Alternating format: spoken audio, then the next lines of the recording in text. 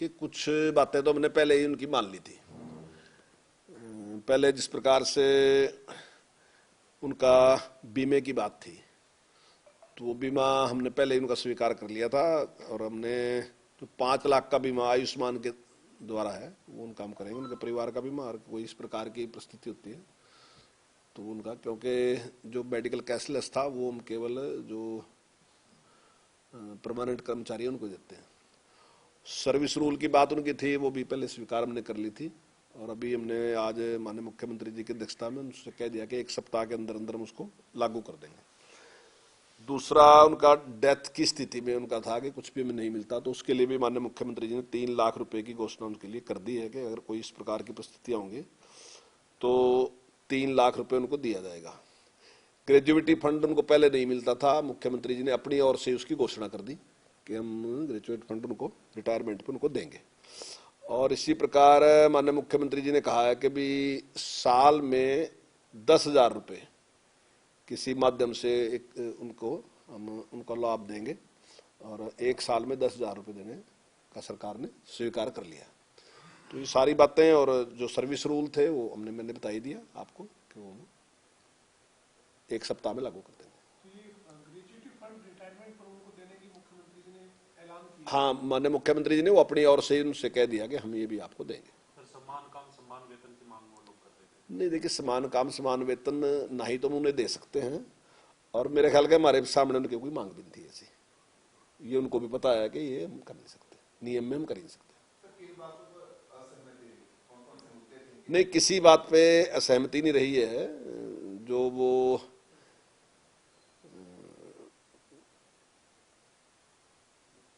Basic पे की जो बात उन्होंने कही थी कि हमें बेसिक पे मिलनी चाहिए, तो माननीय मुख्यमंत्री जी ने उनसे कहा कि नियम के अनुसार बेसिक पे हम आपको दे नहीं सकते, और उस बात पे उनकी सहमति हो गई। बाकी ज्यादातर डिमांड उनकी जो थी वो हमने मान ली, और जो ग्रेजुएट फंड की बात है वो डिमांड भी नहीं थी कोई, लेकिन सरकार ने अपनी ओर से ही घोषणा कर दी। सर, गेस्ट टीचर्स कह रहे हैं कि जिला लेवल पे हम अपने लोगों से बातचीत करके आगे की रणनीति तय करेंगे, लेकिन ये जो धरना है ये ऐसे ही जारी रहेगा अभी। देखिए, मैं समझता हूँ कि जितनी उनकी डिमांड थी उससे ज्यादा सरकार ने कर दिया। अब ये तो उनका विषय है कि वो धरना जारी रखना चाहते हैं, क्या करना चाहते हैं, लेकिन सरकार ने, मैं समझता हूँ, जो उन्हें मांगा भी था उससे फालतू सरकार ने दे दिया।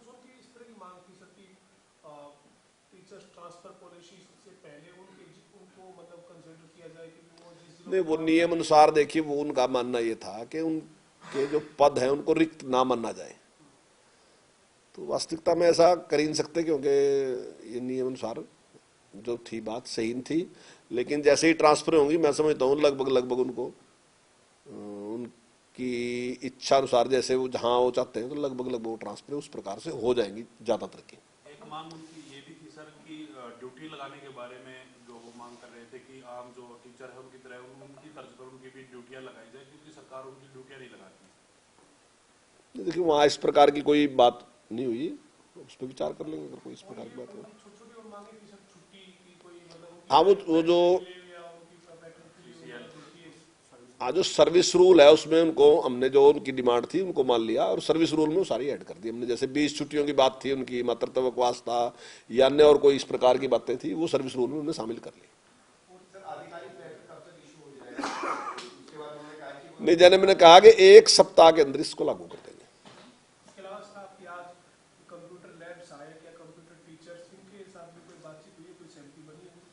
हाँ, देखिए, उसमें भी कुछ चीजें हमने उनकी माननी है। एक तो मातृत्व अवकाश की बात थी, और एक कैजुअल लीव, ये भी हमने उनका स्वीकार कर लिया। कुछ और भी है उनकी डिमांड जो हमने स्वीकार की। जल्दी में अगली बार अगर आप आएंगे तो मैं उसको डिटेल से आपको सारी बात बता दूंगा उसके बारे में। नहीं, ये 10,000 रुपये जो साल हम देंगे तो ये बढ़ोतरी है। 10,000 रुपये साल में देंगे, लगभग मैं समझता हूँ कि 800 रुपये महीना, 850 रुपये महीना, तो ये है ही, बड़े ही है उनका।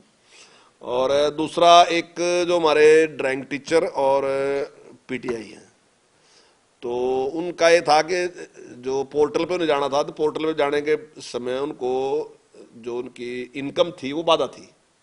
तो इसमें आज माननीय मुख्यमंत्री जी ने कह दिया कि एक्सपीरियंस जिनका है उसका आधार मान के उनकी जो आय है उसमें हम छूट दे देंगे, जो इनकम है उसको नहीं उसमें जोड़ेंगे और उनको छूट दे देंगे ताकि वो उस पर अप्लाई कर सकें।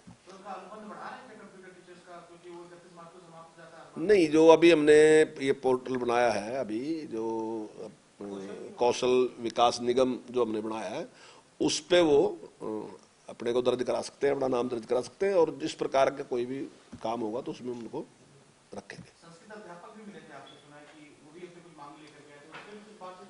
देखिए, उनका प्रमोशन का केस था, काफी टाइम से रुका हुआ था और आज सारी बातचीत उसके बारे में होगी और जल्दी एक जो बैठक होगी तो उस पर विचार कर रहे हैं, जल्दी प्रमोशन करेंगे। संस्कृत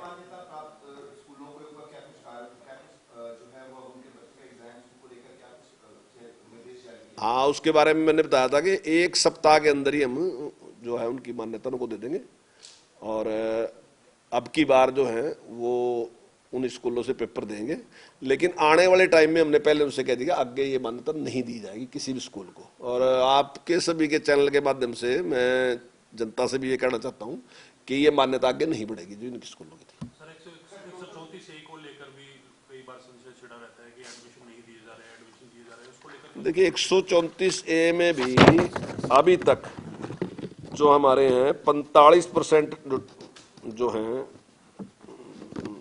बच्चे जो है उनका एडमिशन 38.1 का हमने एडमिशन कर दिया और 7.1 जो है वो उसके योग्य नहीं पाए गए, लगभग 45% हो गए हैं। आम रूटीन में भी ये जो एडमिशन रहता है वो 60% का रहता है, तो 45% का हो चुका है और आगे भी जो बच्चे जिन्होंने 134A में अप्लाई किया है तो लगभग हम आने वाले 1 सप्ताह में इसको पूरा कर लेंगे।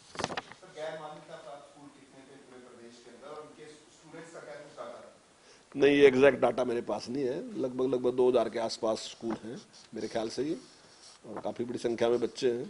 तो अब की बार उन सारे बच्चों के लाभ को देखते, उनके अधिकारों को देखते हमने अब की बार ये मान्यता दे रहे हैं, लेकिन आगे से मान्यता नहीं दी जाएगी। कोविड के दौरान छुट्टियां बढ़ा दी, 26 जनवरी तक की छुट्टियां हो गई है स्कूलों की, लेकिन टीचर्स को बुलाया गया है, तो किस नॉर्म्स के हिसाब से उनको बुलाया गया है? दोनों वैक्सीनेशन जरूरी है या कोविड प्रोटोकॉल्स को देखते हुए? नहीं, देखिए वैक्सीन तो वैसे भी जरूरी है, वैक्सीन तो डबल डोज तो ये जो है वैक्सीन ये तो सबके लिए जरूरी है और उसके लिए तो हेल्थ मिनिस्टर जी ने कहा भी है कि कोई भी व्यक्ति जिसको डबल वैक्सीन नहीं लगी तो कहीं भी सार्वजनिक स्थान पर नहीं जा सकता और हर जगह उस पर रोक है।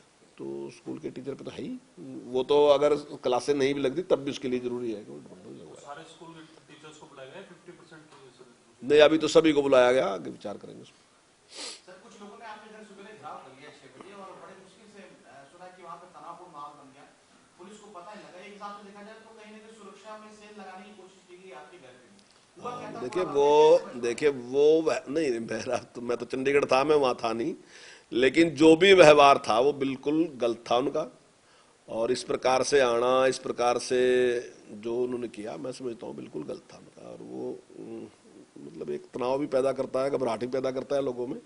अगर आप सुबह 6 बजे जिस टाइम बिल्कुल अंधेरा है, 6 बजे आज कल बिल्कुल अंधेरा ही होता है, मतलब अगर 6 बजे उठोगे तो पता चलेगा क्या होता है 6 बजे, तो 6 बजे बिल्कुल अंधेरा ही होता है और 6 बजे अगर 400 लोग या 300 लोग या 500 लोग आगे कहीं इस प्रकार का करेंगे तो निश्चित तौर से उससे पूरे समाज में घबराहट पैदा होती है। मैं समझता हूँ बिल्कुल गलत है।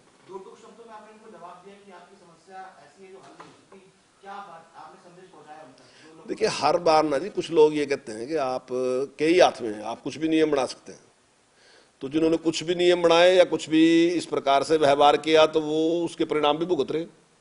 ऐसा नहीं होता कि कोई भी आदमी नियम कानून से ऊपर कुछ भी नहीं है, ना ही कोई व्यक्ति नियम कानून से ऊपर है, ना ही कोई मुख्यमंत्री मंत्री या सरकार कोई नियम कानून से ऊपर है।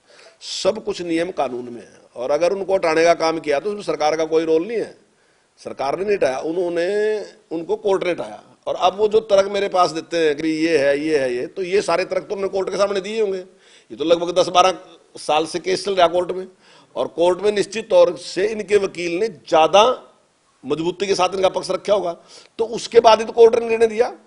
और कोर्ट ने अगर निर्णय दिया तो कोर्ट के निर्णय का मैं तो नहीं बदल सकता ना जी, कोर्ट तो मेरे भी अगर खिलाफ निर्णय देगा तो मुझे वो भी मानना पड़ेगा। तो कोर्ट जिसके भी खिलाफ देता है, हम कोर्ट से ऊपर नहीं है, कोर्ट तो हम सबको मानना पड़ेगा।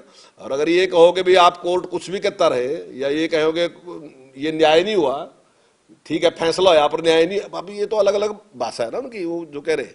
लेकिन हम तो बाध्य है ना जी, हमें तो कोर्ट का ही निर्णय मानना होगा। हाँ, हमारी सहानुभूति है कि कुछ लोग ऐसे हैं जिनकी काफी उम्र होगी, अब उनके लिए कुछ ना कुछ हमें करना चाहिए, तो उस पर हम विचार कर रहे हैं। हमारा प्रयास है कि भाई उनका कोई और रोजगार उनको दें, ताकि उनका भी जिस प्रकार से वो कहते हैं चूल्हा चलना चाहिए, तो हमारा प्रयास है उसमें। हम सद्भावना के साथ हम उनके पक्ष में हैं, लेकिन ऐसा नहीं है कि हम कोर्ट के निर्णय को दरकिनार कर देंगे। अपनी सुरक्षा और परिवार की सुरक्षा बढ़ाने के लिए आपने कहा है कि पुलिस के अधिकारियों को या मुख्यमंत्री को संदेश पहुंचाए कि जिस प्रकार माहौल बन गया है ऐसे आगे भविष्य में ना हो। नहीं, मुझे नहीं लगता कि कहीं ऐसा होगा, जो भी उन्हें किया लेकिन गलत किया, और समाज भी उसको पसंद नहीं करता, और समाज में भी उसकी आलोचना ही हो रही है।